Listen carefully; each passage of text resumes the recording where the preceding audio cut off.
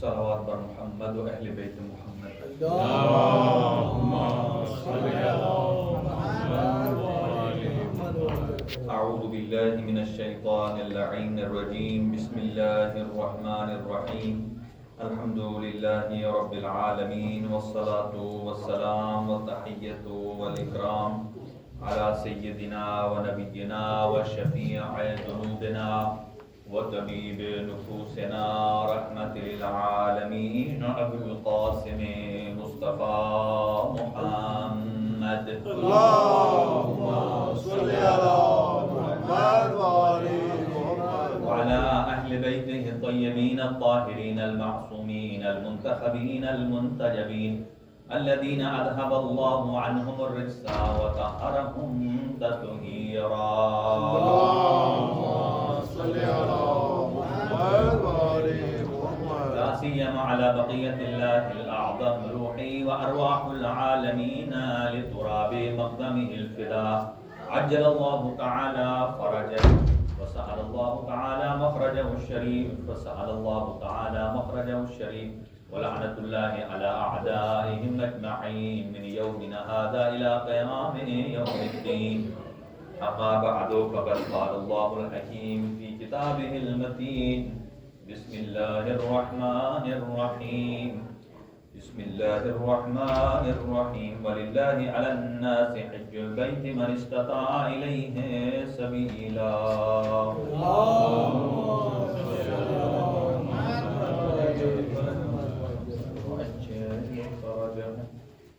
ایک مرتبہ پھر صلوات پڑھیں. اللهم صل على محمد وآل محمد.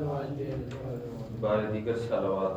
اللهم صل على محمد وآل محمد. دعا ہے پروردگار بہت محمد و اہل بیت محمد ہم سب کے گناہ معاف فرمائے اور ہمارے مرحومین کے گناہ معاف فرمائے. خاص طور سے برادر جناب ایوب علی صاحب، ان کے والد بزرگوار انتقال کر گئے ہیں. آج ان کی سال ثواب کے لیے بھی مجلس اعزا کا ہے اہتمام، اور نظر اور تبرک کا اہتمام بھی ان کی طرف سے ہے. خدا عالم ان کے والد صاحب کے صغیرہ کبیرہ گناہ معاف فرمائے اور انہیں جنت الفردوس میں اعلیٰ جگہ نصیب فرمائے اور ان کے ساری منازل کو آسان فرمائے. برادر ایوب علی صاحب کے مال و رزق میں برکت عطا فرمائے اور پروردگار ان کو صبر اور تحمل کی توفیق عنایت فرمائے. ایک دفعہ سورہ الحمد کی تلاوت کر لیجیے. بسم اللہ الرحمن الرحیم. الحمد للہ رب العالمین الرحمن الرحیم مالک یوم الدین. ایاک نعبد و ایاک نستعین. اهدنا الصراط المستقیم صراط الذین انعمت علیہم غیر المغضوب علیہم ولا الضالین. اللهم اجعلهم عندك في اعلى عليين واخلف على اهله في الغابرين وارحمه برحمتك يا ارحم الراحمين. اللهم صل على محمد وآل محمد وعجل فرجهم. خداوند متعال امام زمان اجل اللہ تعالیٰ فرجہ الشریف کے ظہور میں تعجیل فرمائے اور ہم سب کو علم و عمل کی توفیق عنایت فرمائے. اور آج مناسبت حج بیت اللہ کی ہے. کل یوم عرفہ ہے اور پرسوں عید الاضحیٰ ہے. اور یہ عید الاضحیٰ اور عرفہ ہر ملک کے اپنے نظام کے مطابق ہے کہ جب وہ چاند دیکھتے ہیں تو البتہ جو عربی سعودی میں ہیں جو حج پر گئے ہیں ان کے لیے وہ معتبر ہے اور باقی دیگر جو افراد ہیں ان کے اپنے اپنے علاقے کا جو آبزرویٹری بتاتی ہے انہیں اس اعتبار سے. تو بہرحال کل یوم عرفہ ہے اور پرسوں عید الاضحیٰ کا دن ہے اور انشاءاللہ 10 بجے آپ کی خدمت میں ہوں گے صبح. اور روز عرفہ انتہائی بافضیلت دن ہے جس میں امام حسین علیہ السلام کی ایک دعائے عرفہ علیہ السلام ورحمۃ اللہ دعائے عرفہ اگر ہم اسے یہاں بھی اے سی پر بیٹھ کر پڑھیں، کمرے میں بہترین ماحول ہو، ٹھنڈک ہو، تو ہم ایک ہی سٹنگ میں اسے نہیں پڑھ سکتے. جو امام حسین علیہ السلام نے میدان عرفات میں پڑھی ہے اس گرمی کے سیزن میں، اور پھر یہ نہیں ہے ہم تو پڑھتے ہیں ریڈنگ کے ساتھ، ہم نے تو ناظرہ پڑھنا ہے، اوپر جو پڑھا ہے ہم دیکھتے ہیں جی بھائی کتنے منٹ لگتے ہیں، اتنے منٹ میں ہمیں نے اسے ختم کرنا ہے، یہ پڑھ لیں تو ثواب ہے۔ امام امت ہے، وہ ایسی دعا بیان فرما رہے ہیں کہ جس کو ہم اپنی زندگی میں داخل کریں تو ہمارے لیے بخشش کا سامان ہے، ہمارے لیے نجات ہے، اور اس میں بہت سارے پیغام ہیں، اور سب سے بڑا پیغام جس میں امام فرماتے ہیں الہی ماذا فقد من وجدک، اے اللہ جس نے تجھے کھو دیا اس نے کیا پایا۔ اس کا مطلب یہ ہے کہ امام حسین علیہ السلام کے جملے بتا رہے ہیں کہ کوئی مکہ مکرمہ میں بھی پہنچ جائے، میدان عرفات میں بھی پہنچ جائے تو وہ اللہ کو نہیں پا سکتا۔ کچھ ایسے ہیں کہ جو وہاں بھی اللہ کو کھو دیتے ہیں، اور جس نے اللہ تجھے کھو دیا اس نے کیا پایا۔ یہاں جانے سے پہلے بھی بڑی تیاریاں ہوتی ہیں، جی فلاں صاحب جا رہے ہیں ہم انہیں ملنے جائیں، پھر جب آ جاتے ہیں تب ہم ہار لے کر ایئرپورٹ پر پہنچ جاتے ہیں، لیکن پتہ چلے کہ وہاں دعائے عرفہ کا ایک جملہ بھی پڑھا ہے یا نہیں پڑھا، کیونکہ یہ ہمارا اور خدا کے درمیان رابطہ ہے۔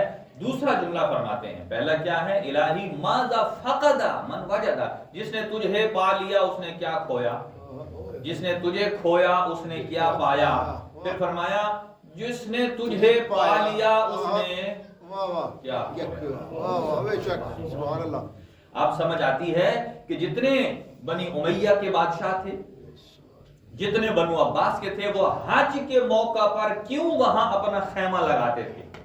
وہ عبادت کے لیے نہیں لگاتے تھے، وہ اس لیے لگاتے تھے کہ تاکہ وہاں ہمارا خیمہ ہو، لوگ ہم سے ملنے آئیں، ہم انہیں پیسے دیں، ہم انہیں لالچ دیں، تاکہ وہ ہمیں فالو کریں۔ ان کا دین اور دیانت سے تو کوئی تعلق ہی نہیں ہے، لیکن اس کے پیرالل ایک اور خیمہ ہوتا تھا جو وقت اور زمانے کے امام کا خیمہ ہوتا تھا، اور دنیا جاتی تھی زمانے کے امام کے خیمے میں، اپنے مسائل دریافت کرتے تھے، اپنی مشکلات کو پیش کرتے تھے، امام ان کا حل بتاتے تھے انہیں۔ یہی تو وجہ ہے نا امام حسن مجتبیٰ علیہ السلام کو واقعہ جو مشہور ہے کہ معاویہ ابن ابی سفیان نے وہاں خیمہ لگایا، یہ حج کا سیزن ہے، لوگوں کو انعام دے رہا ہے۔ امام حسن مجتبیٰ علیہ السلام جیسے ہی آتے ہیں مسجد میں داخل ہو کر آپ نے نماز شروع کر دی، تکبیرۃ الاحرام کہہ دیا تاکہ وہ بلائے نہیں، اور اس نے کہا کیونکہ وہ آ گئے ہیں، نماز شروع کی ہے، تو جتنے صبح سے شام تک میں نے مال دیا ہے سارے کا سارا امام حسن مجتبیٰ۔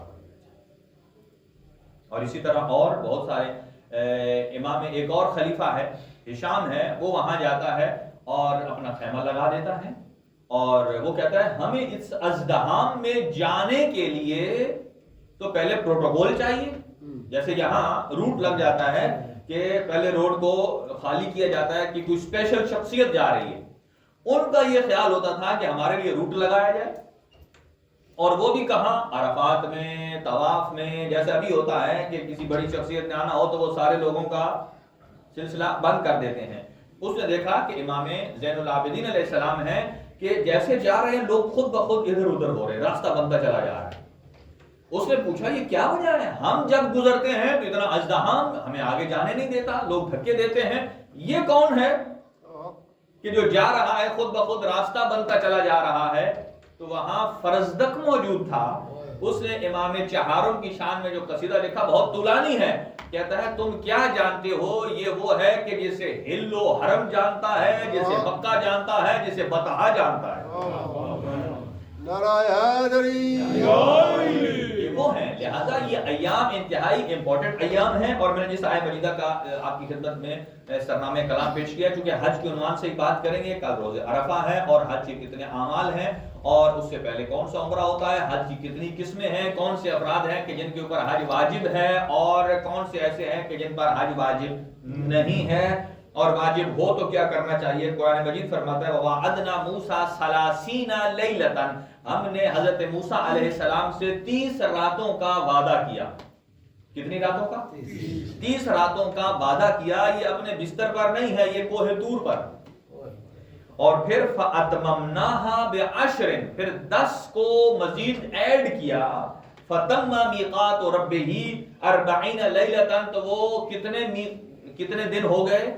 30 + 10، تو یہ 40۔ اسی لیے کہا گیا ہے کہ 40 کا عدد انتہائی اہم ہے. اور یہ 40 امام حسین علیہ سارے ائمہ میں سے اگر کسی کا چہلم ہوتا ہے تو وہ صرف سید الشہداء ہے، امام حسین علیہ السلام کا.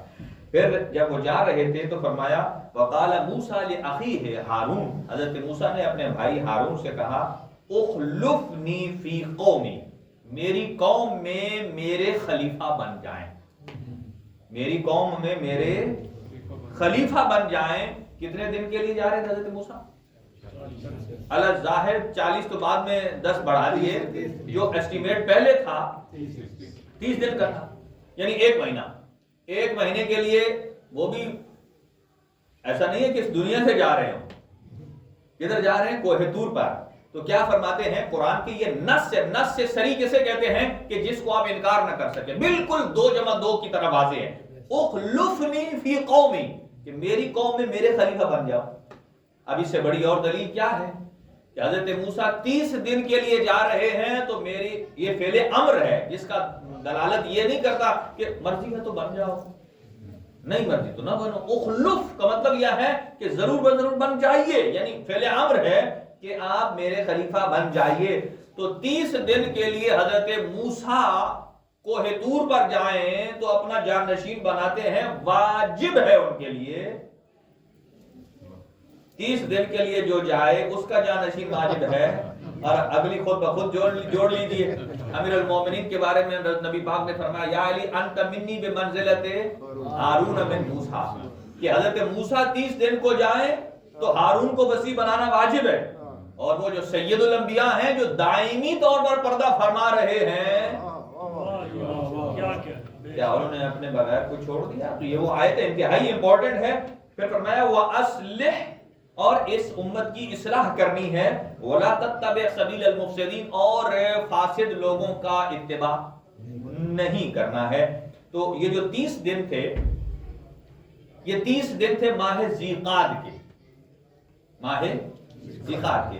اور اس کے بعد جو 10 دن ایکسٹرا ہوئے ہیں وہ یہ 10 دن ہیں یکم ذی الحج سے لے کر 10 ذی الحج عید کے دن تک. تو یہ 10 دن ایکسٹرا کیے گئے ہیں اور ان کے مختلف نام ہیں. اور اس کو کہا جاتا ہے عشرہ معراج، عشرہ معراج، کہ وہ 30 دن تو ان کے لیے وہی معراج تھی نا، کوئی دور پر گئے پھر ایڈ کر دیا. اسے عشرہ میقات بھی کہا جاتا ہے. میقات اس دروازے کو کہا جاتا ہے کہ جہاں رب اپنے مخلوق کے ساتھ ملاقات کرتا ہے، ملاقات کرتا ہے. اسی لیے حج پر جانے کے لیے 7 میقات ہیں. میقات کسے کہتے ہیں؟ وہ پوائنٹ، وہ دروازہ جس کے ذریعے آپ مکہ کی حدود میں داخل ہوتے ہیں. یہ 7 ہیں. جو مدینے سے آتے ہیں ان کے لیے الگ ہے اسی طرح. تو وہ میقات ہیں. تو در حقیقت اسی میقات کے اوپر ہم تلبیہ پڑھتے ہیں. تلبیہ کیا ہے؟ اس میقات پر آ کر احرام پہننے کے بعد فوراً ہم کہتے ہیں لبیک اللہم لبیک. لبیک کا مطلب کیا ہے؟ کہ میں حاضر ہوں. وہ جو ہمارے پاکستان میں جب صبح سویرے وہ لگاتے تھے کیا، ہاں اسکول میں جب وہ حاضری لگاتے تھے تو وہ ٹیچر نام بولتے تھے تو آگے سے کیا کہتے تھے؟ اب کیا مطلب ان ساروں نے حج کر لیا؟ تو لبیک کا کیا مطلب تھا؟ وہ وہی کہتا تھا کہ جو موجود ہے. کوئی جو چھٹی پہ گیا ہو تو کہہ سکتے ہیں کہ فلاں کی طرف سے میں حاضر نہیں، وہی جو موجود ہے. اس کا مطلب یہ ہے کہ جو حج بیت اللہ پر جاتا ہے وہ لبیک کا مطلب یہ ہے کہ پہلی فرصت میں کہتا ہے اے میرے اللہ میں تیری بارگاہ میں حاضر ہوں، یعنی اپنے حضور کو پیش کرتا ہے. لبیک اللہم لبیک، لبیک لا شریک لک لبیک، تیرا کوئی شریک نہیں. ان الحمد والنعمت لک والملک، کہ یہ حمد بھی تیرے لیے ہے، نعمت بھی تیرے لیے ہے، یہ ملک بھی تیرے لیے ہے. لا شریک لک لبیک. یہ جملات کہنے ہوتے ہیں. اور جب انس بن مالک کہتے ہیں کہ میں چھٹے امام کے ساتھ ایک مرتبہ حج پر گیا تو جیسے ہی احرام کا وقت آیا تو اس جگہ پر پہنچے میقات پر، چونکہ مدینہ سے تشریف لا رہے تھے تو اس طرف سے جو آتے ہیں اسے ذوالحلیفہ بولتے ہیں یا مسجد شجرہ بولتے ہیں. تو ابھی بھی جو مدینے سے لوگ آتے ہیں بالکل وہ مدینہ سے تقریباً 15 منٹ کے فاصلے پر ہے. تو وہاں آپ نے احرام باندھنا ہوتا ہے. احرام باندھ کر وہاں تلبیہ کہتے ہیں. انس ابن مالک کہتے ہیں میں نے دیکھا کہ امام صادق علیہ السلام ہیں احرام صلی اللہ علیہ وسلم، اور جب لبیک تلبیہ کا وقت آیا تو امام گریہ کرنے لگے، یہاں تک کہ میں نے دیکھا امام کانپنے لگے، اتنے لرزے کہ مجھے لگا کہ راحلہ سے گر پڑیں گے۔ راحلہ وہ سواری کہ امام لرز رہے تھے اتنے کہ سواری سے ابھی گر پڑیں گے۔ تو انس کہتے ہیں میں نے کہا یا ابن رسول اللہ قل لبیک، فرزند پیغمبر آپ کہیے، یہ امر واجب ہے، اس کے بغیر نہیں ہو سکتا۔ فرزند پیغمبر نے اسی آواز میں جواب دیا، فرمایا اے انس کیف اقول لبیک، میں کس زبان سے کہوں کہ اے میرے اللہ میں تیری بارگاہ میں حاضر ہوں لبیک۔ کہا کہیں ایسا نہ ہو میرا پروردگار پلٹ کر کہے لا لبیک ولا سعدیک، نہ مجھے تیری حاضری قبول ہے اور نہ تیرا لبیک قبول۔ جب چھٹے امام یہ فرمائیں، اور ہم لوگ کیسے کہتے ہیں تلبیہ؟ ایک ہاتھ میں کیمرہ ہوتا ہے لبیک اللہم لبیک، اس میں خشوع و خضوع۔ ہماری تو کیفیت یہ ہے کہ ہم یہ دیکھ رہتے ہیں کہ ہماری پکچر صحیح بن رہی ہے، فوراً ایئرپورٹ پر اتر کے ہی ہمارے لوگ لبیک کا علاج پہلے ہی کر لیتے ہیں، اور وہ کیا ہے، فوراً ایک سم خریدی، کہا اتنا پیکٹ مجھے دے دو، ایئرپورٹ سے نکلے ایک ایک قدم ٹیکسی پر چڑھے کب ہیں، اترے کب ہیں، سامان اتارا کب ہے، دے رہے، یعنی اب یہ عبادت انفرادی تو نہیں رہی، یہاں تک کہ ایک ایک عمل حج پر وہ ایسا بے مثال عمل ہے، جیسا کہ دیکھیں کوئی گرم ملک سے جاتا ہے، ٹھنڈے ملک سے جاتا ہے، کوئی گورا ہے، کالا ہے، عربی ہے، عجمی ہے، اس کا ایک ہی لباس ہے، اور وہ کون سا لباس ہے؟ احرام، دو چادر ہے۔ اس کا مطلب کیا کہ ہم جب لبیک کہتے ہیں بارگاہ خداوندی میں حاضر ہو کر، تو وہاں اس تصور کو مٹانا ہے کہ کوئی امیر نہیں ہے، کوئی غریب نہیں ہے، اور یہ لباس صرف پہننے والا لباس نہیں ہے، یہ زبان کا لباس ہے، کوئی سندھی ہے، کوئی بلوچی ہے، کوئی پنجابی ہے، کوئی پٹھان ہے، کوئی امریکی ہے، کوئی کہاں کا ہے، یہ اگر لباس علاقائی، اسے کہتے ہیں علاقائی لباس، اس کا مطلب یہ ہے کہ وہاں علاقائی لباس اللہ رب العالمین اتار دیتا ہے، ایک ہی صف میں کھڑے ہو گئے سب محمود و عیاض، نہ کوئی بندہ رہا نہ کوئی بندہ نواز۔ کیفیت یہ پیدا کرنے کی ہمیں کوشش کرنے کی ضرورت ہے کہ اس عشرے کو کہتے ہیں، تو میقات جو ہے وہ اتنے ہیں، ابھی عرض کرتا ہوں حج پر بھی کہ پتہ نہیں کتنے ایسے ہوں گے کہ جن کے اوپر حج واجب ہو اور ہم جاتے نہیں۔ یہ ہم بہت ساری غلط فہمیاں ہیں۔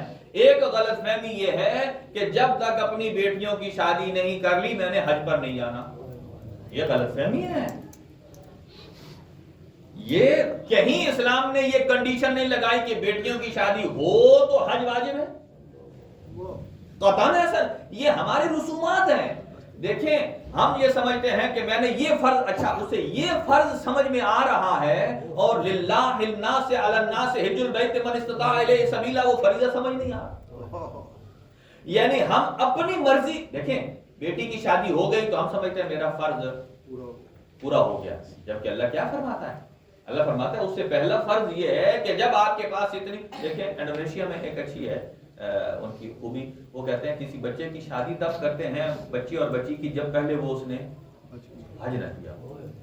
اب دیکھیں کل کا واقعہ، ایک حاجی بزرگ تھے وہ فوت ہو گیا، بھائی اب اس فرشتے اجل کا کیا قصور، بیسیکلی اس کا کیا قصور؟ ہم اس ازدحام میں جانے کے لیے جو ہمارا بہترین لائف ہوتی ہے اس کو ہم سکپ کر دیتے ہیں، اور جب آخری حصے میں آتے ہیں، جب ایک تھوڑا سا جھٹکا لگا تو 3 کلبازیاں ہم نے کھانی ہیں تو ہم گھر سے چلے، اور پھر کہتے ہیں جی فلاں بندے کی ادھر موت آ کے، ایک بندہ تھا کہ وہ ادھر آیا ہی نہیں، اللہ نے اپنے پاس ہی رکھ لیا، اللہ نے اپنے پاس ہی رکھ لیا، حج کیا۔ دیکھیں یہ سب کیا ہے، یہ حج ایک ایسی عبادت ہے کہ جو جوانی کی عبادت ہے، اسی لیے اللہ رب العالمین نے شرط لگائی ہے، دیکھیں صرف مال کی شرط نہیں ہے، اس میں صحت کی شرط ہے، اگر صحت ہے تو جانا ہے، اور اگر نہیں ہے تو پھر کسی کو نائب بنا سکتے ہیں، ہاں جی، لیکن یہ نائب آپ کب بنا سکتے؟ اب ایک آدمی کے اوپر مثلا 30 سال کی عمر میں حج واجب ہے، وہ کہ ابھی میری بیٹی پیدا ہوئی اچھا لڑکوں کا نہیں سوچتے بچوں کا اس معاملے میں، خالی یہ بچی کا اچھی بات ہے، ایک فریضہ ادا ہو جاتا ہے، لیکن اب یہ 18 سال یا 20-22 سال ویٹ کرے گا کہ وہ کر لے پہلے.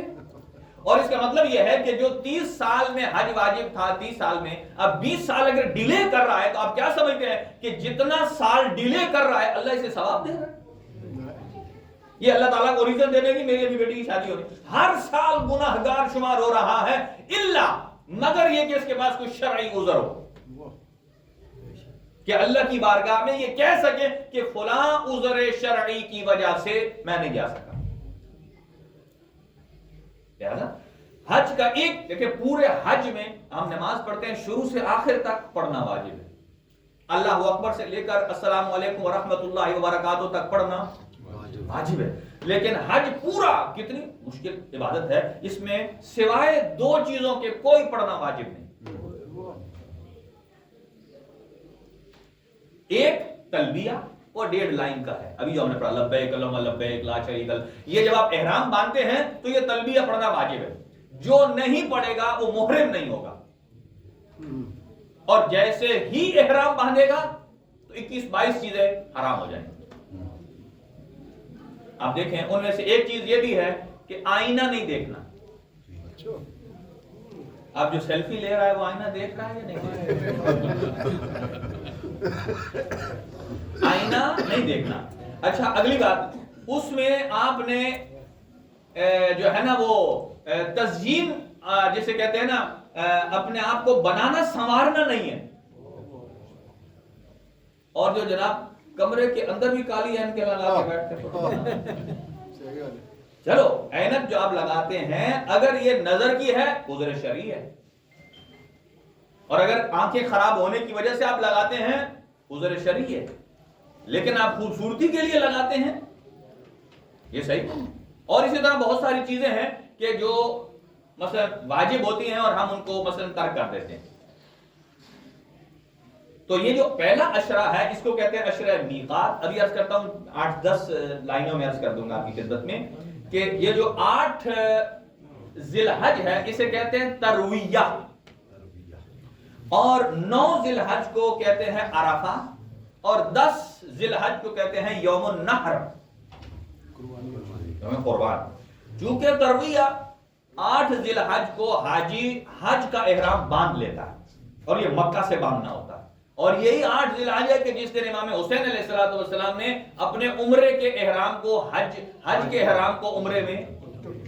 اور یہ بات یاد رکھیے، ابھی مجھے ایک بندے نے فون کیا کو مسئلہ پوچھنے کے لیے، حج پہ گیا ہوا ہے، تو وہ مکہ سے باہر ان کے کوئی دوست رہتے تھے تو ان کے پاس یعنی وہ پہلے چلے گئے، عمرہ شمرہ انہوں نے کر لیا، کر کے تو انہوں نے کہا ابھی چونکہ 8-10 دن ہیں تو میرے ایک دوست رہتا ہے دمام،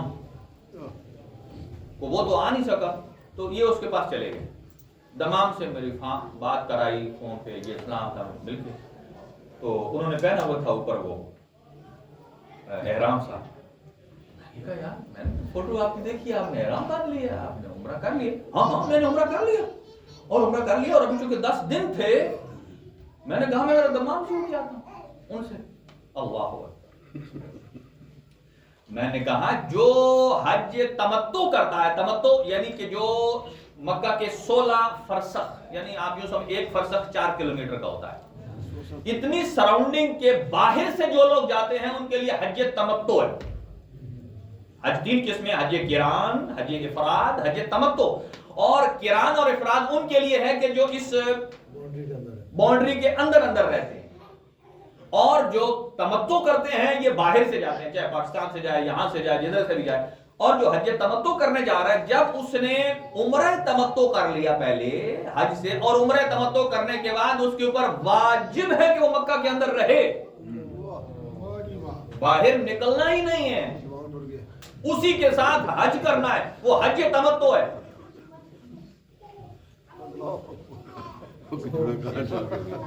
اچھا میں نے یہ کہا تو پھر کہتے ہیں کیا کفارہ. اسی لیے ابھی پچھلے عرض کیا تھا نا کہ امام محمد تقی علیہ السلام سے کسی نے پوچھا تھا کہ کوئی شکار کرے تو کیا کفارہ ہے، امام نے مختلف اس کی قسمیں بتائی تھیں.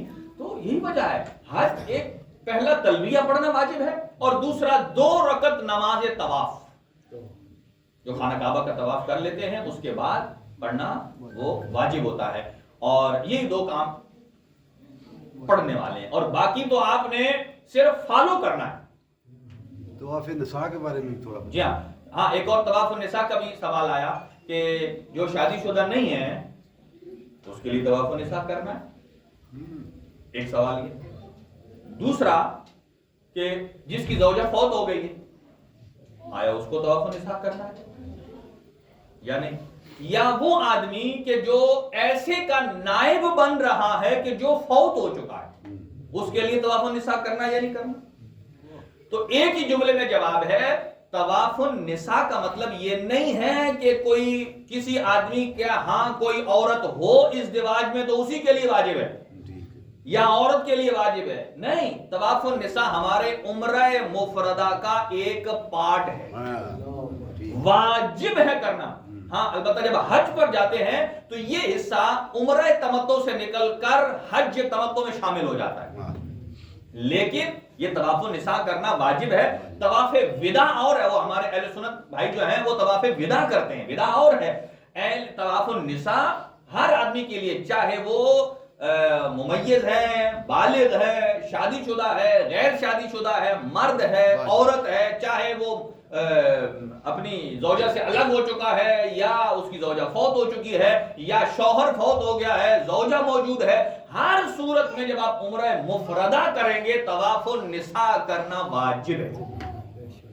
اور اگر کوئی آدمی بھول جائے تو واپس آئے تو پھر کسی آدمی کو نائب بنا کر وہ انجام دلوا سکتا ہے، تب جا کر وہ، اگر یہ اگلی بات جو ہے یہ اس کے لیے ہے کہ جو حلیت نہیں ہوتی اگر میاں بیوی موجود ہوں تو، لہذا طواف النساء یہ کرنا واجب ہے۔ تو یہ 2 اعمال ہیں، یہ 2 کام پڑھنے والے ہوتے ہیں، اس کے علاوہ آپ نے بالکل، اب دیکھیں آج احرام باندھ لیا، یا آپ یوں سمجھ آج کے یہاں بیلجیم کے حساب سے آپ کہیں 8 کو احرام باندھ لیا انہوں نے، تو 9 ذی الحج کو روز عرفہ جو ہے کیوں کہا جاتا ہے؟ کل ظہر کے وقت سے لے کر مغرب کی اذان تک، اذان شرعی، وہ سن سیٹ نہیں جو موبائل پہ آ جاتا ہے، اس کے بعد 15 منٹ ایڈ کریں، اسے کہتے ہیں غروب شرعی۔ غروب شرعی یعنی جس کے بعد آپ نماز پڑھ سکیں، ٹھیک ہے؟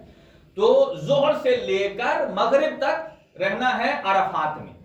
عرفات ایک بہت بڑا میدان ہے جو مکہ سے 16 کلومیٹر دور ہے، یہ بات یاد رکھیے کہ وہاں سے آ کر یہ سارا کام آپ نے پیدل ہی کرنا ہے، وہاں سے پہلے عرفات میں جانا ہے، وہ حج کے سیزن پر صرف کھلا ہوتا ہے، یعنی عرفات، مزدلفہ، مینا یہ حج کے سیزن پہ کھلے ہوتے ہیں، اس کے بعد سارا سال بند ہوتے ہیں۔ جب اس کے بعد آپ عمرے پر جاتے ہیں، جب لوگ آپ کہتے ہیں کہ زیارت پر جانا ہے تو آپ کو گاڑی میں بیٹھا کر وہ دور سے دکھا دیتے ہیں وہ عرفات ہے، وہ یہ ہے، وہ یہ ہے، ختم ہے، اور اس وقت تو شیطان بھی بند ہوتا ہے باقی دنوں میں،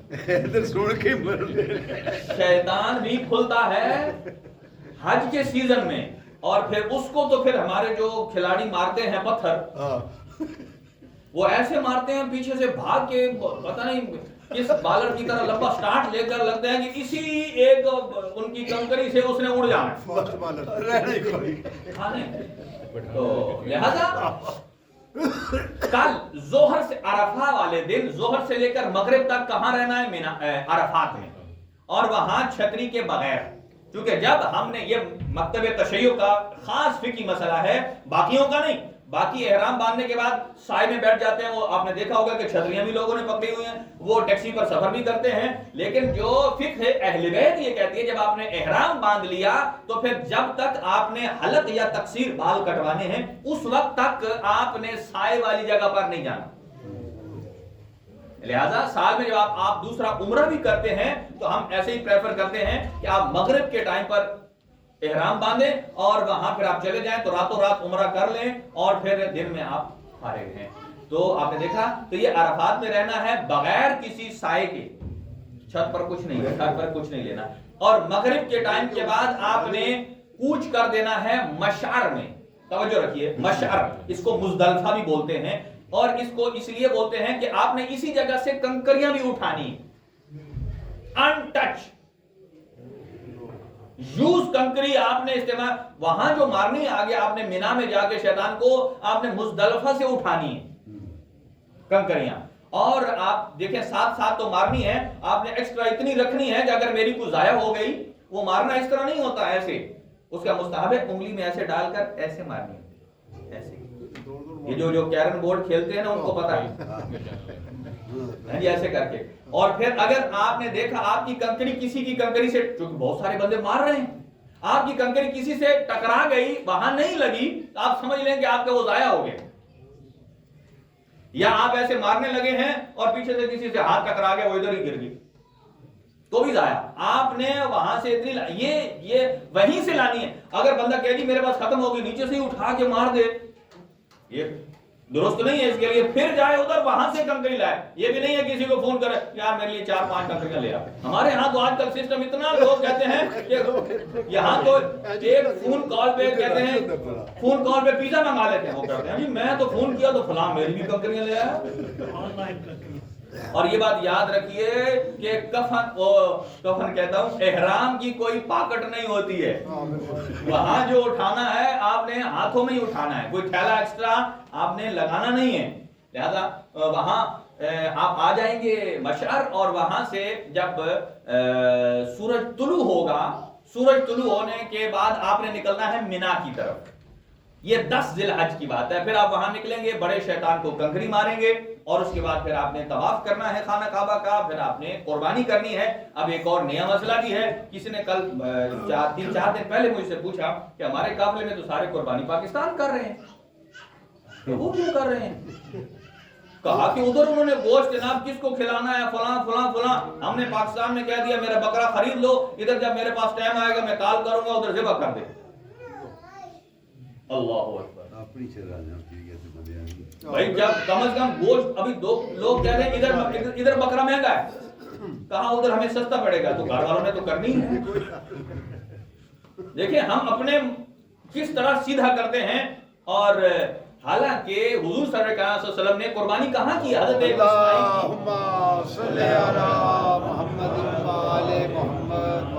اسماعیل کی قربانی حضرت ابراہیم علیہ السلام نے کہاں کی؟ اپنے گھر مینا میں۔ یہ مینا جگہ ہے جہاں قربان گاہ ہے، قربان گاہ میں کرنی ہے۔ ہاں کسی وجہ سے اگر وہاں نہ کرنے دی جائے تو پھر آپ کے اختیار میں نہیں ہے، وہ تو انتظامیہ ہے، انہوں نے اس سے قریب جو قریب ترین جگہ رکھی ہے، اور وہ بھی حدود حرم کے اندر، آپ نے وہاں قربان کرنا ہے۔ لہذا پھر آپ نے مینا میں، پھر اس کے بعد حلق کرا دیں گے آپ، تو یہ تمام چیزیں ہیں۔ تو میں عرض کرنا چاہتا تھا ایک نقطہ ان کا، تو لیکن اب وقت بہت تیزی سے جا رہا ہے۔ تو یہ یوم عرفہ، اس کو یوم میقات بھی کہتے ہیں، اسے عشرہ سلوک بھی کہتے ہیں، اور یہاں ایک صلوات پڑھ لیں میں،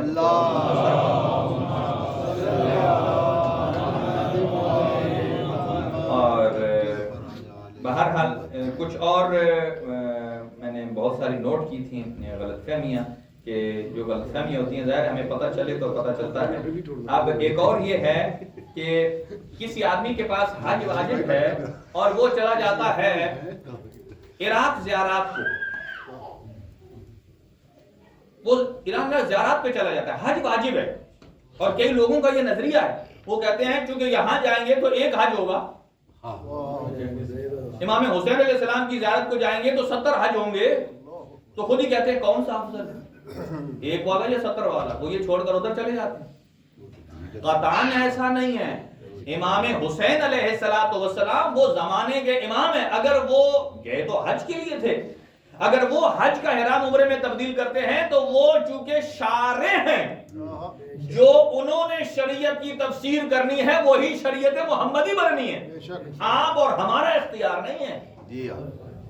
ہاں جی، لہذا حج اپنے مقام پر واجب ہے، جب آپ واجب ادا کر لیں اس کے بعد زیارات کو چلتے چلے جائیں، دن میں آپ سال میں کئی دفعہ جائیں، لیکن یہ کانسیپٹ کہ نہیں میں ادھر چلا جاؤں گا تو ہو جائے گا، تو ایسا نہیں ہے۔ اور دوسرا یہ کہ والدین میرے موجود ہیں، میرے اوپر حج واجب ہے، کہا نہیں پہلے میں والدین کو کر رہا ہوں گا، اگر اپنے اوپر واجب ہو جائے تو پھر خود کرنا ہے۔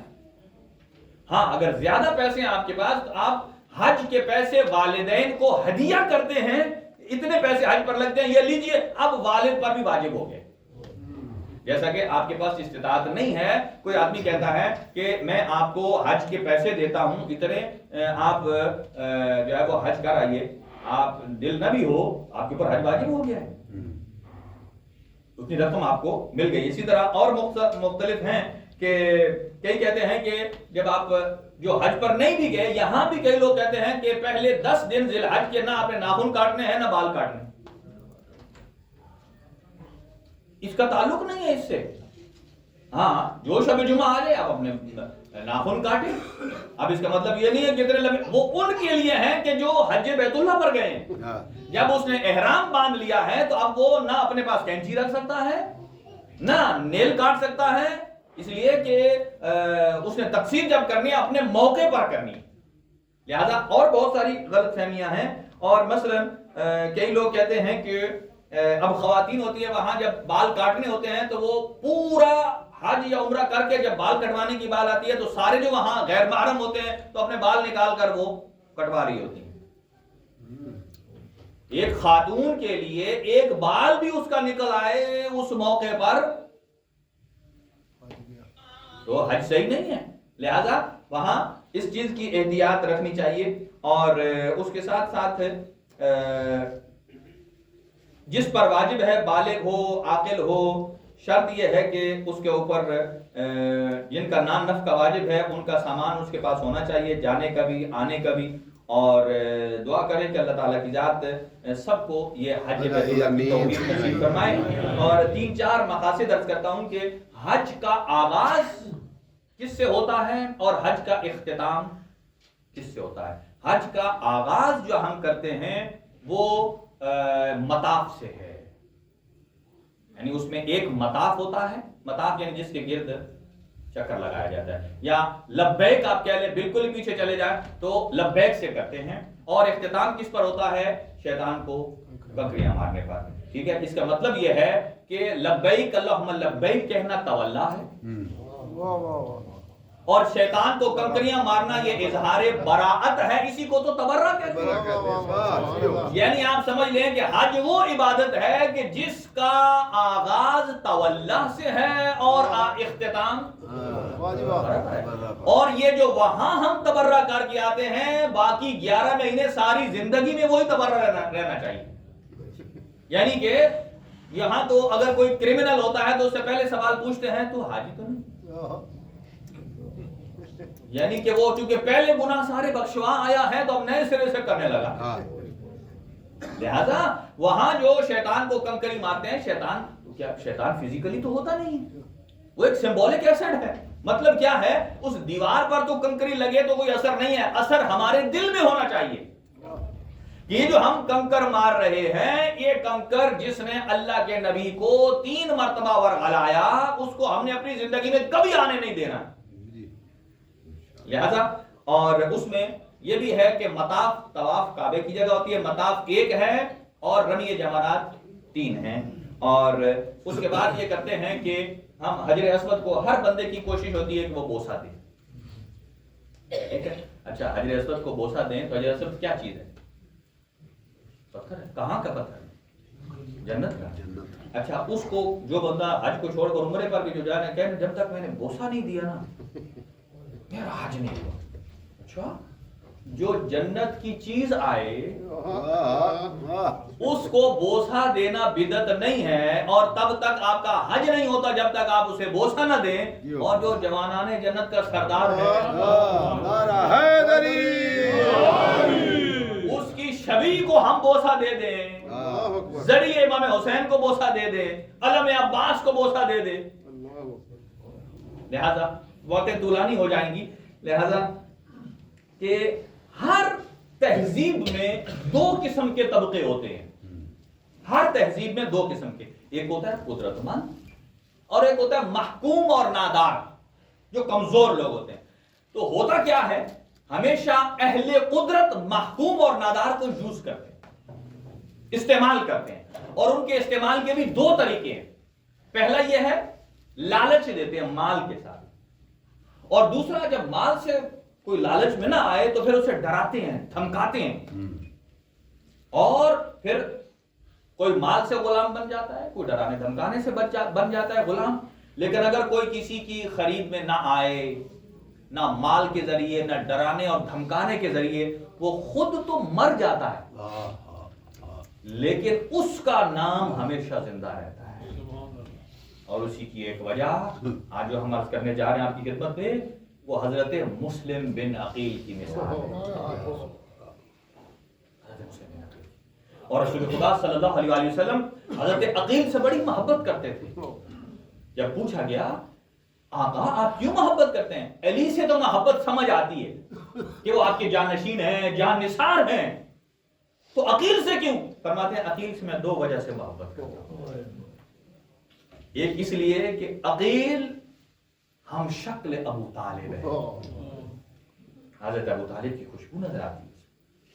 اور دوسرا, اللہ اس عقیل سے مجھے ایک فرزند عطا کرے گا. اس عقیل کو اللہ ایک فرزند عطا کرے گا جس کا نام مسلم ہوگا, جو میرے بیٹے حسین کا مددگار ہوگا, یکا و تنہا, اور وہ بھی کوفہ کے دربار. آج رکم اللہ آپ کے ذہن آمادہ ہو گئے. اور یہ پورا سفر میں 3-4 سطروں میں عرض کرتا ہوں کہ جب 28 رجب کو مولا حسین نے مدینہ چھوڑا اور بنی ہاشم کے گھروں کو تالے لگ گئے اور غریب کربلا اپنی بہنوں اور بیٹیوں کو لے کر مکہ آ گئے, 3 شعبان کو مکہ پہنچتے ہیں, اور وہ جب کوفے والوں کے خط آتے ہیں نا, تو 15 رمضان کو حضرت مسلم کو پاس بلایا, کہا اے مسلم کوفہ والوں کے خط آئے ہیں, اور انہیں ایک خود خط تحریر کر کے دیا, کہا اے مسلم یہ خط کوفہ والوں کے لیے ہے. اب سنیے کہ ایک جملے میں کیا تعارف کرایا ہے مظلوم کربلا نے حضرت مسلم کا, اور کہتے ہیں کوفہ والوں کو یہ خط میرا دے دینا, اور پہلا جملہ لکھتے ہیں کہ یا اہل الکوفہ, اے کوفہ انی باعث الیکم اخی, میں تمہاری طرف جسے بھیج رہا ہوں نا وہ مجھ حسین کا بھائی ہے, وابن عمی میرے چچا کا بیٹا ہے, اور ثقۃ اہل بیتی, اور میرے اہل بیت کا معتبر ترین فرد ہے. اور کہا یہ لے جائیے. اور جب وہ وقت آیا کہ جب حضرت مسلم مولا سے جدا ہونے لگے نا, سنیے گا یہ روایت میں کیونکہ طولانی نہیں پڑھوں گا, جب جدا ہونے لگے نا تو آخری وقت میں جب خط تھمایا, حضرت مسلم آئے مظلوم کربلا کے پاس, آپ کے ہاتھوں کو چوما, رخصت ہوئے, جب جانے لگے نا چند قدموں پر گئے اور پھر واپس پلٹ کر آتے ہیں, مظلوم کربلا کے ہاتھوں کو چوما, سینے کو چوما, ریش اقدس کو چوما, چوم کر پھر الوداع کہا. پھر جب جاتے ہیں نا تھوڑے قدم جا کر پھر واپس آتے ہیں, پھر ایسے ہی چوما. اور جب اب تیسری دفعہ گئے نا پلٹے, اب مظلوم کربلا غریب کربلا نے ایک آواز دی, کہا اے مسلم کیا وجہ ہے, کیوں بار بار پلٹ کر آتے ہیں؟ اب حضرت مسلم کی آنکھوں میں آنسو آئے. مظلوم کربلا نے اپنے دونوں ہاتھ مسلم کی گردن میں رکھے, کہا میرے چچا کے بیٹے بتائیے کیا وجہ ہے, کیوں نہیں جا رہے؟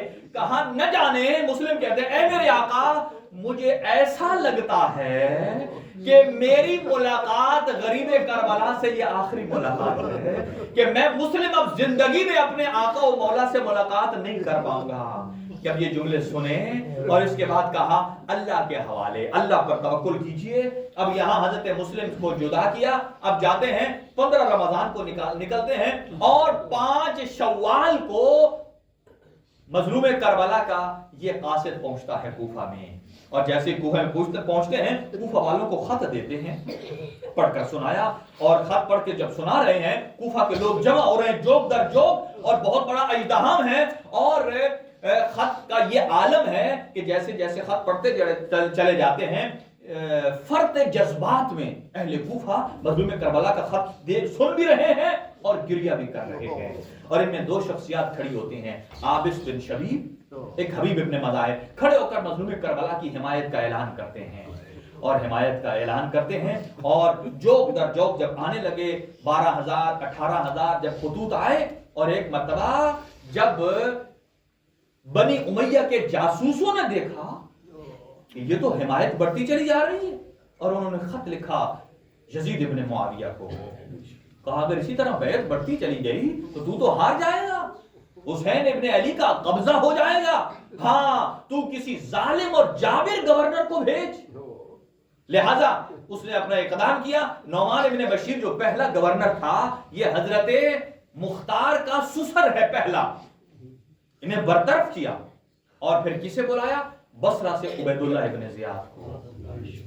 500 بندوں کے ساتھ آتا ہے، لوگ اس انتظار میں ہیں کہ ابھی مظلوم کربلا آئیں گے، اور ادھر سے جب وہ بھیس بدل کے آیا، اس نے بھی سیاہ امامہ سر پہ لپیٹا، اپنے خاندان کی مستورات کو لیا، اور جیسے کوفہ میں انٹر ہوتا ہے اور لوگوں نے نعرے لگائے لبیک یا ابن رسول اللہ، لبیک یا ابن، بڑا استقبال کیا، لیکن جیسے دارالامارہ کے پاس پہنچتا ہے، اپنے جب چہرے سے نقاب الٹا تو کیا دیکھا کہ یہ مظلوم کربلا نہیں ہے، یہ تو عبید اللہ ابن زیاد ہے جو کوفہ کے حالات کو کنٹرول کرنے کے لیے آیا۔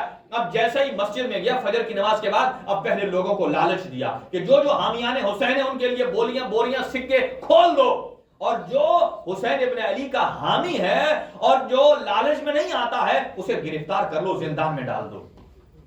بس یہ کیفیت تھی۔ راتوں رات موسم بدلی ہوا۔ کیفیت کیا ہے؟ حضرت مسلم نے مغرب کی نماز پڑھائی تو بعض روایات میں ہے 3000 مقتدی تھے، عشاء کی شروع کرائی تو 30 تھے، اور جب عشاء کی نماز ختم کی تو 10 آدمی تھے، اور جیسے باب کندہ تک پہنچے تو نظر یمیناً و یسارا، اس وکیل حسین نے جب دیکھا نہ کوئی دائیں ہے نہ کوئی بائیں ہے۔ آپ پردیس میں رہتے ہو نا، پردیس میں رہ کر پردیسی کا ماتم کر رہے ہو نا، تو پردیس میں کوئی رہ جائے اب کیا کیفیت ہے حضرت مسلم کی، میں زیادہ نہیں پڑھ سکتا، کہ دائیں دیکھتے ہیں بائیں دیکھتے ہیں، کوئی گلی کا راستہ بتانے والا نہیں ہے۔ کبھی مسلم اس گلی پر جاتے ہیں رات کے اس پہر میں، کبھی اس گلی میں آتے ہیں، کوئی یکا و تنہا ہے، لیکن ایک جگہ دیکھا کہ کوئی مستور ہے اپنے دروازے کے باہر انتظار کر رہی ہے۔ جب کچھ امید پیدا ہوئی وہاں اس کے قریب جاتے ہیں اور دیوار کے ساتھ کھڑے ہو جاتے ہیں ٹیک لگا کر، اور اس کنیز خدا کو کہتے ہیں السلام علیکہ یا امت اللہ، اے اللہ کی کنیز تجھ پر میرا سلام ہو۔ وہ بھی پلٹ کر کہتی ہے وعلیکم السلام یا عبد اللہ، اے اللہ کے عبد تجھ پر میرا سلام ہو۔ اب یہاں حضرت مسلم کی کیفیت کیا ہے؟ ایک جملہ کہتے ہیں حل لی شربۃ من الماء السبیل، کیا مجھے پانی کا ایک گھونٹ مل سکتا ہے؟ کیا مجھے پانی کا ایک گھونٹ مل سکتا ہے؟ ہاں مل سکتا ہے۔ وہ بڑھیا جس کا نام توہ ہے اندر جاتی ہے، پانی کا گلاس لاتی ہے اور پانی کا جام پی کرنا، پھر مسلم نے کیا کیا، دیوار کے ساتھ پشت لگاتے ہیں اور اپنا سر زانو کے ساتھ رکھ کر وہیں بیٹھ جاتے ہیں، اور وہ عورت کہتی ہے پرآشوب زمانہ ہے، اے جوان تو نے پانی پی لیا؟ ہاں پی لیا، تو جاتا کیوں نہیں ہے؟ جب جملے کہنا، اب روایات کے جملے ہیں، حضرت مسلم نے تو جواب نہیں دیا، لیکن مسلم کی آنکھوں نے ایک جواب دیا۔ جب بیٹھے رہے نا، اب اس کا لہجہ بڑھیا کا تیز ہو گیا، اب پوچھتی ہے سخت لہجے میں، کہ سخت لہجے میں پوچھ کر کہتی ہے الم تشرب الماء، کیا تو نے پانی پی نہیں لیا؟ تو کہا تو جاتا کیوں نہیں ہے؟ جب جانے کا نام آیا نا، حضرت مسلم نے کہا کہ اس وطن میں مالی منزل ولا عشیرہ، نہ میرا اس میں کوئی رشتہ دار ہے نہ کوئی میری منزل ہے۔ کہا تو کون ہے؟ کہا میں غریب حسین ابن علی کا وکیل مسلم ہوں، اور کہا اگر میرا وطن ہوتا تو میں تیرے دروازے پر نہ بیٹھتا۔ چنانچہ مومنہ تھی اور اٹھایا مسلم کو اور اندر لے گئی، بہترین بستر بنا کر دیا اور کھانا دیا۔ جب کھانا دیکھا نا، مسلم نے کہا اے بڑھیا مجھے کھانا نہ دے، مجھے مصلی عبادت دے۔ کہا کیوں؟ کہا مسلم چاہتا ہے اپنی زندگی کی آخری نماز پڑھ لے، اجرکم علی اللہ، اپنی زندگی کی آخری نماز پڑھ لے۔ اب ساری رات عبادت گزاری ہے۔ اب روایت کے الفاظ ہیں مسلم نے یہ رات ایسے گزاری جیسے شب عاشور حسین کے اصحاب نے اپنے خیموں میں زمزمے سے گزاری ہے۔ اجرکم علی اللہ۔ اب جیسے ہی صبح کی نماز کا وقت ہوا نا، اور حضرت مسلم نے نماز پڑھی اور کیا دیکھا کہ گھر کے باہر گھوڑے کے ٹاپوں کی آوازیں آ گئی ہیں، کہیں سے نیزے بلند ہیں، کہیں سے آواز تکبیر کی بلند ہے، اور کہیں سے آواز آتی ہے مارو مارو، یہی ہے جو وکیل حسین ہے۔ جب یہ گھوڑے کے ٹاپوں کی آواز سنی نا، ایک مرتبہ اپنے سر پر امامہ رکھا، اپنی तलवार को हमायल किया और पढ़ते हैं इन्ना लिल्लाह व इन्ना इलैहि राजिऊन। जब इस कलिमा इस्तिरजा को पढ़ा, वो बीबी कहती है कि ए मुस्लिम आप कहां जा रहे हैं? कहा मैं तेरे घर से बाहर निकल रहा हूं। ये जो बाहर आए हैं ना, ये कोई शरीफ नहीं है, ये बदमाश हैं, ये यजीदी फौज है। और कहा नहीं आप यहाँ रुकिए, मैं घर के दरवाजे पर जाती हूँ, मैं उन्हें कहती हूँ ये मेरे मेहमान हैं, कुछ हया करो।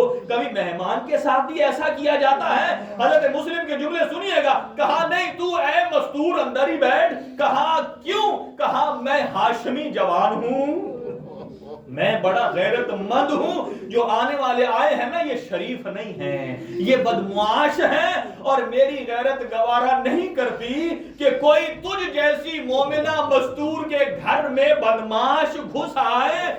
और मैं कहूंगा ऐ मुस्लिम, यहाँ आपने कितना इस मोमिना का लिहाज रखा है, इसके घर में कोई बदमाश न घुस जाए, इसके घर की बेहुरमती न करे। आप भी हाशमी हैं, लेकिन एक हाशमी सज्जाद है जो अशरे आशूर जब खयाम को आग लग गई है तो वहां लूटने वाला शिमर है, और जिसकी चादर लूटी जा रही है वो अली की बेटी ज़ैनब कुबरा है, और देखने वाला सज्जाद जैसा हाशमी जवान है।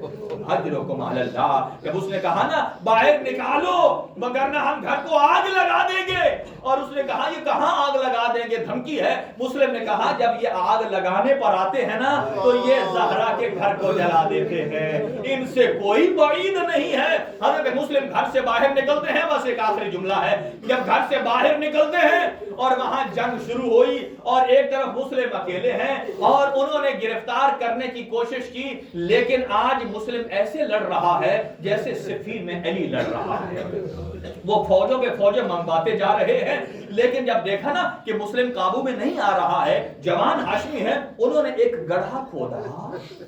और क्या हुआ कि वहां की औरतों ने जो छतों पे चढ़ गई, उन्होंने हाथों पर कपड़े उठाए हैं, उसमें जैतून का तेल डाला है और उसके ऊपर आग लगाकर हजरत मुस्लिम के ऊपर कपड़ों को फेंका। अब कैफियत देखिए। अब यहां जब सबने एक तरफ से हमला किया तो हजरत मुस्लिम उस गड्ढे में गिर गए। अब जैसा गिरना था वही मंजर है जो मजलूम करबला का था कि कोई नेज़े मार रहा है, कोई तलवार मार रहा है और कोई गर्म रेत फेंक रहा है। उतरे हजरत मुस्लिम के हाथों को गर्दन के पीछे बांधा और ले गए दारुल अमारा की तरफ, और किसी से कहा सलाम करो, ये तुम्हारा अमीर है। मुस्लिम ने कहा माली अमीर सिवाय हुसैन, मेरा अमीर सिवाय हुसैन के कोई नहीं है। अजरुकुम अलल्लाह। आखिरी जुमला सुनिए। अब जब दारुल अमारा पर ले गए, मुस्लिम को कैसे लिटाया? जैसे किसी जानवर के हाथ पैर बांध कर कुर्बान गाह में लिटाया जाता है, ऐसे मुस्लिम के हाथों को पीछे बांधा और यहां लिटा दिया। अब जब किसी ने कहा सर तन से जुदा कर दो, अब हुसैन इब्ने अली यहां मंजिले सालबा पर मौजूद है। एक मरतबा कलिमा इस्तिरजा पढ़ा, इन्ना लिल्लाह व इन्ना इलैहि राजिऊन। हजरत अबुल फजल अब्बास ने कहा आका क्या हुआ? कहा मेरी दो आंखों अंगुलियों के दरमियान देखो। अब्बास जैसे जरी ने देखा कि दारुल अमारा का मंजर है, मुस्लिम की गर्दन है, हाथ पसे पुष्ट बंधे हुए हैं, कोई तलवार उठा के खड़ा है। एक मर्तबा अब्बास जलाल में आए, कहा आका मुझे बाइजाज़े इमामत वहां पहुंचा दीजिए। कहा क्या करेगा? कहा कोई तो हो जो मुस्लिम के सर को उठाए। कहा अब्बास तू घबरा नहीं, वहां मेरी मां ज़हरा अपनी गोद लिए बैठी है। आ मेरे बच्चे के वकील।